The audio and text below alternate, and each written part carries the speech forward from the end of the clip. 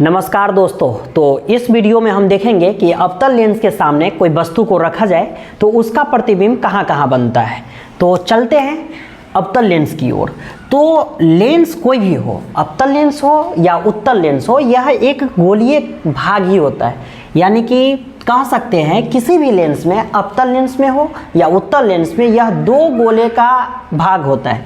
जैसे देखिए, ये आपको एक गोला और इधर आपको दूसरा गोला, यानी कि आप जैसे इसको गौर से देखिएगा तो ये एक गोला का भाग बनाएगा, और इधर भी अगर आप गौर से देखिएगा तो इधर भी एक गोला का भाग बनेगा। यानी कि लेंस जो है आपको दो गोले का एक भाग होता है।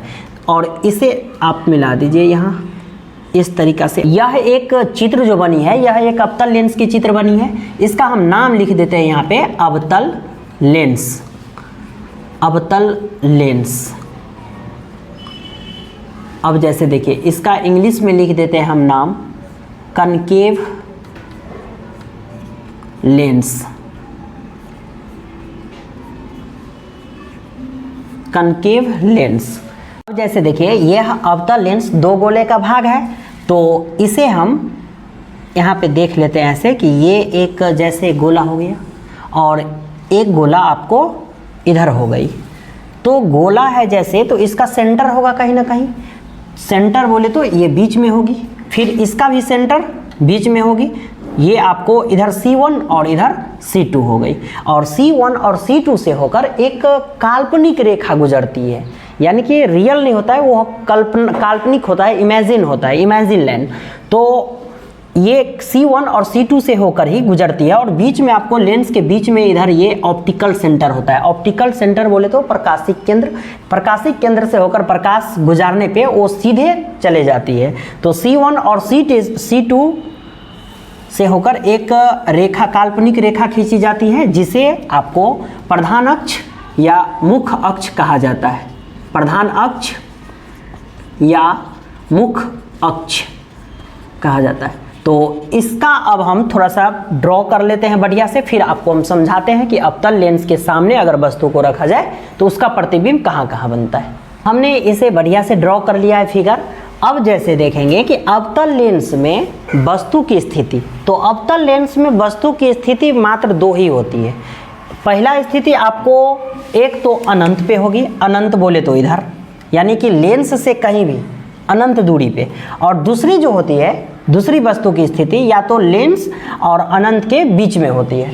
और याद यह चीज़ हमेशा रखिएगा कि अवतल लेंस के सामने कोई वस्तु को रखने पे उसका प्रतिबिंब की प्रकृति जो बनेगी वह हमेशा काल्पनिक, सीधा और छोटा बनेगा। यानी कि दो स्थिति जो बनती है और इसका जो प्रतिबिंब बनेगा, ये आपको हमेशा काल्पनिक, सीधा और छोटा बनता है। तो अवतल लेंस से होकर प्रकाश को गुजारने पे वह अपसारित हो जाती है। यानी कि अवतल लेंस को हम अपसारी लेंस भी कहते हैं। अपसारी लेंस, पहले यहाँ पे हम लिख लेते हैं अपसारी लेंस। अपसारी लेंस का मतलब होता है कि यह अपने में से जो भी प्रकाश जो गुजरता है इसे फैला देता है, अपसारित कर देती है ना।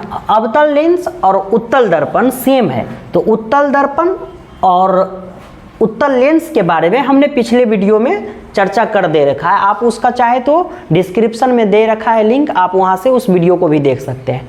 तो इसमें इसे अपसारी लेंस कहा जाता है। अपसारी लेंस का काम होता है, जैसे अगर कोई वस्तु अनंत पे है और यहाँ से ये प्रकाश गई, तो ये आपको अपने से होकर अपसारित कर देती है, यानी कि ये फैला देती है। और जब अपसारित कर देती है तो इसका यानी कि C1 और ऑप्टिकल सेंटर के बीच इधर ये प्रतीत होता है यहाँ पे, और जो यहाँ पे जो प्रतीत बनता है, फोकस जो बनाता है, यही आपको है फोकस F1। और C1 को ही 2F1 कहा जाता है। 2F1 बोले तो ये लेंस से दूसरा फोकस दूरी हो गया 2F1। और ये आपको जहाँ पे जो फोकस बनाती है, जहाँ पे इमेज बनाती है इसका काल्पनिक, ये F1 हो गया। यानी कि हम कह सकते हैं कि अवतल लेंस में अगर वस्तु अगर अनंत पे हो तो उसका प्रतिबिंब फोकस पे बनता है। और कैसा, तो लेंस के जिस साइड वस्तु की स्थिति है उसी साइड, यानी कि यह एक काल्पनिक बनेगा, आभासी होता है, और यह सीधा बनता है और छोटा बनता है। तो इधर जो भी प्रतिबिंब बनेगी ये आपको काल्पनिक बनेगी, काल्पनिक।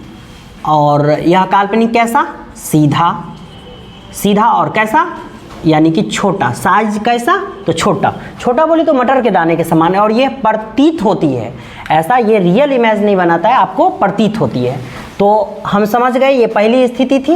अब हम देखेंगे दूसरी स्थिति। तो दूसरी स्थिति में देखेंगे कि वस्तु अगर अनंत और लेंस के बीच में कहीं भी रहे तो उसका प्रतिबिंब कहाँ बनता है। तो इसे हम दूसरे चित्र के माध्यम से देख लेते हैं। तो अभी हमने पहले स्थिति देख लिया, अब इस चित्र के माध्यम से देखेंगे दूसरी स्थिति। तो दूसरा स्थिति आपको अनंत और अवतल लेंस के बीच में कहीं भी वस्तु की स्थिति हो सकती है। जैसे कि आपको अगर वस्तु की स्थिति यहाँ पे रहे, वस्तु की स्थिति यहाँ पे रहे, तो उसका प्रतिबिंब कहाँ बनता है। तो ये आपको जैसे देखिए, इधर से अगर ये प्रकाश गई, फिर ये अपसारित कर देगी, क्योंकि अवतल लेंस का काम ही है अपसारित कर देना। अब जो है यह आपको प्रतीत होता है, और प्रतीत कैसे कहाँ पे होता है, फोकस पे। अब जैसे देखिए ये हो गया फोकस पे, और इसका क्या होता है कि जैसे अगर अवतल लेंस में अगर ऑप्टिकल सेंटर से होकर प्रकाश को जहाँ भेजा जाता है तो वो सीधे निकल जाती है, यानी कि ऑप्टिकल सेंटर से होकर हम प्रकाश को भेज रहे हैं, जैसे कि इस तरीक़ा से, जैसे देखिए इस तरीक़ा से, तो यह सीधे निकल जाती है। तो ये जो सीधे निकल जाती है, और जैसे देखिए ये जो प्रतीत हो रही है और जो प्रकाश जो भेजी जा रही है, ये यहाँ पे जो कट करती है, यहीं पे वस्तु की दूसरी स्थिति आपको बनती है। यानी कि हम कह सकते हैं कि जब वस्तु को अनंत और लेंस के बीच में रखा जाए तो उसका प्रतिबिंब फोकस और ऑप्टिकल सेंटर या लेंस के बीच में प्रतिबिंब बनती है। तो हमने देखा कि अगर वस्तु अगर अनंत पे रहे तो उसका प्रतिबिंब आपको फोकस पे बनता है। दूसरा स्थिति, अगर वस्तु अनंत और अवतल लेंस के बीच में कहीं भी रहे तो उसका प्रतिबिंब आपको फोकस और लेंस के बीच में बनती है। इसे हम शॉर्ट में थोड़ा सा देख लेते हैं एक और चित्र के माध्यम से। तो इसे हम शॉर्ट में देख लेते हैं कि जैसे देखिए ये आपको अवतल लेंस हो गई। अवतल लेंस के ऊपर वाले भाग जो होती है यह मोटा होती है, और बीच वाले भाग यह पतला होती है, और यह ऑप्टिकल सेंटर होगा।